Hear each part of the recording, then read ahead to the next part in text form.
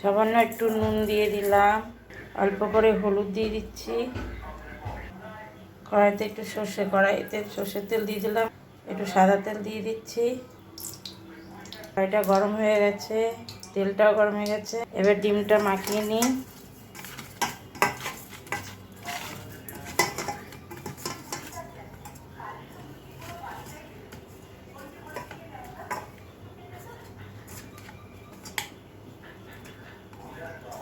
এবার এক এক করে ডিমটা ছেড়ে দেবো।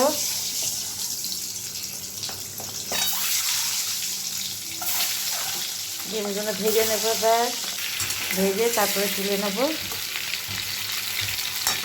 আমার ডিম ভাজা হয়ে গেছে, এবার আমি এক এক করে তুলে নেবো। তুলে বাটিতে রাখছি।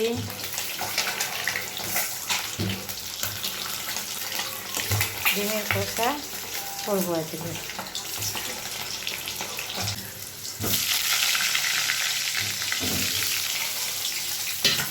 কে কোথা থেকে দেখছেন লাইক করবেন, কমেন্ট করবেন, সাবস্ক্রাইব করে দেবেন। সাবস্ক্রাইব করতে ভুলবেন না। আমি নুন হলুদ দিয়ে দেবো। এর আগে একবার রেসিপি দিয়েছিল ডিম আলুর ঝোল, আবার দিচ্ছি। ধনে হলুদ নুন হলুদ সব একসঙ্গে দিয়ে দিলাম। দিয়ে এটাকে ভালো করে কষিয়ে পেঁয়াজটাকে ছেড়ে দেবো।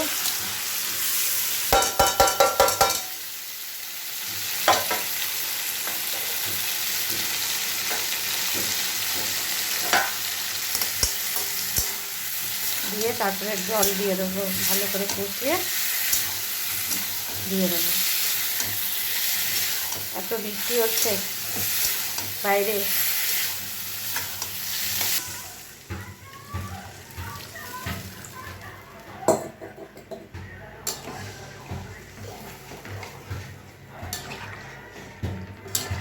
ডিমটা ছেড়ে দিলাম।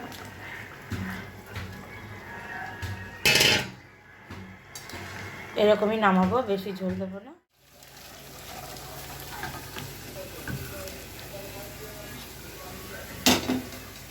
আমার ডিমের ঝোলের কমপ্লিট।